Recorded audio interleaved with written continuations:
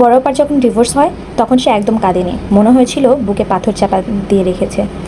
তার চোখে এক ফোঁটা জলও ছিল না। বড় আপা ডিভোর্সের মূল কারণ ছিল স্বামীর পরক্রিয়া, তবে সেটা ফোকাস হয়নি। মূল কারণ দাঁড়িয়েছিল বড় আপার পরক্রিয়া। তারা অবশ্য বড় আপার পরক্রিয়া প্রমাণ করতে পারেনি, তবুও এ দোষের জন্য এই বড় আপার ডিভোর্স হয়। ডিভোর্সের মূল কারণ এটাই লেখা হয়েছিল। আপার বিয়ের 2 বছর হয়েছিল, বাচ্চা হয়নি। এটাও ছিল ডিভোর্সের আরেকটি দোষ। যদিও বাচ্চা দেওয়ার মালিক আল্লাহ, তবে এই সমাজ মনে করে বাচ্চা দেওয়ার মালিক মেয়েরা। সব মিলে বড় আপার ডিভোর্স হয়ে যায়। বড় আপা অনেক সুন্দরী ছিল, কলেজের সেরা ছাত্রীও ছিল, এসএসসি এইচএসসিতে গোল্ডেনও পেয়েছিল, ঢাকা বিশ্ববিদ্যালয়ের অর্থনীতি বিভাগে চান্স পেয়ে ভর্তি হয়েছিল। এর মধ্যে বড় আপাকে দেখতে আসে আমার বড় আপার প্রাক্তন স্বামী, অনেক বড় ব্যবসায়ী। টাকা পয়সার অভাব ছিল না, ঢাকায় 12টি বাড়ি ছিল, গাড়ি ছিল অনেক। এখানেও জমিদারের মতো বাড়ি আছে তাদের, আর সেখানেই থাকে তারা। সব মিলে ভাইয়াদের অবস্থা ছিল বিশাল। আপার জন্য যখন বিয়ের প্রপোজাল আসে তখন আব্বা আর না করতে পারে নাই। আমাদের মতো গরিব মানুষের কাছে এমন প্রস্তাব অনেক বিশাল ব্যাপার ছিল। তবে এ বিয়েতে আপা রাজি ছিল না। আপার ইচ্ছে ছিল পড়াশোনা শেষ করে বিসিএস দেবে, তবে পরিবারের চাপে পড়ে রাজি হতে হয়েছে।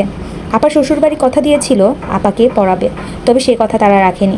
তাদের ধারণা হলো মেয়েরা পড়াশোনায় ভালো, যদি পড়াশোনা করে ডিগ্রি নিয়ে চাকরি করে তাহলে তাদের জাত যাবে, কারণ তাদের বংশের মেয়েরা কখনো বাইরে গিয়ে কাজ করে না। আর ভাববেন না তারা অনেক দিনই, বরং এটা তাদের রীতি। ঘরের বউ শিক্ষিত হোক তারা চায় না। আপার জামাই যেমন শিক্ষিত ছিল না, টেনে টুনে এসএসসি পাশ করেছে কিনা সন্দেহ, তবে টাকার নিকট সকল যোগ্যতাই যেন হার মানল। তাই বিয়ের পর হাজার পায়ে ধরার পরও আপাকে তার জামাই পড়তে দিল না। সত্যি বলতে সে নিজে তো পড়ার মর্ম বুঝে না, তাহলে পড়াবে কিভাবে? আপার বিয়ে হয়েছিল অনেক ধুমধাম করে। বিয়ের দিন থেকেই আপার ননাস আপাকে দেখতে পারতো না। আপার ননাসের চেহারা গঠনে তেমন সুন্দরী ছিল না, তাই আপাকে বেশ হিংসা করতো। আপার সংসারে শাশুড়ি, স্বামী আর ননাসের জামাই ছাড়া কেউ ছিল না। ননাসের জামাই ঘর জামাই থাকতো।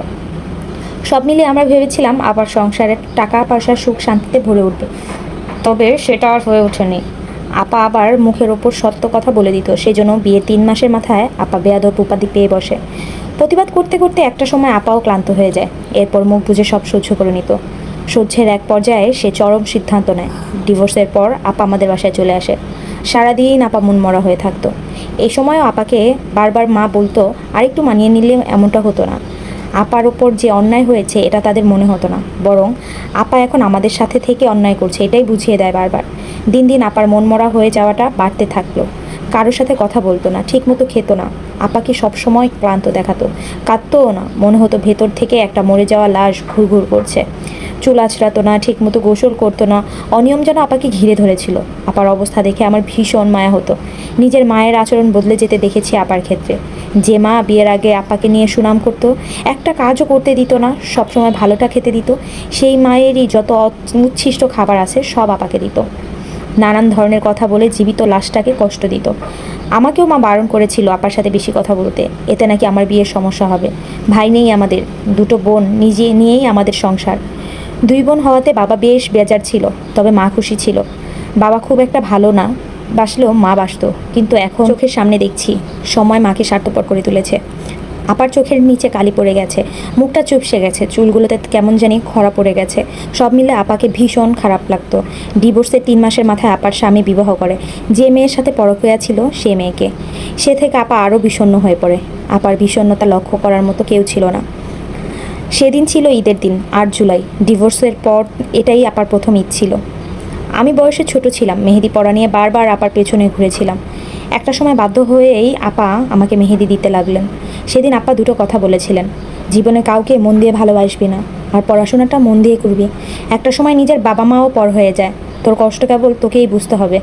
যখন সহ্য করতে করতে হেরে যাবি তখন নিজেকে শেষ করে দেওয়া ছাড়া আর কোনো উপায় থাকবে না। আপার কথার মানে সেদিন বুঝিনি, আজকে 12 বছর পর বুঝতে পারছি। সেদিন ঈদের দিনটা ছিল আমার জন্য বিষাদময়। এরপর প্রতিটা ঈদের দিন আমার জন্য বিষাদময়। সবাই আপাকে ভুলে গেলেও আমি পারিনি ভুলতে। ঈদের দিন সকালে চিৎকার চেঁচামেচিতে সবার ঘুম ভাঙে। বাবা আর মা বড় আপার শ্বশুরবাড়ির দিকে ছুটতে থাকে। আমি পেছন পেছন গেলাম। আপার শ্বশুরবাড়ির পিছনের বড় জাম গাছ ছিল, সেখানে আপা ঝুলতেছে, তার নাক মুখ দিয়ে লালা আর রক্ত বের হয়ে একাকার। পুলিশ এসে আপাকে নামায়। এরপর ময়নাতদন্ত করা হয় আপার। সেদিন একটা সত্য সবার সামনে আসে, আর সেখান থেকে এই কাহিনীর একটা জটিল মোড় নেয়।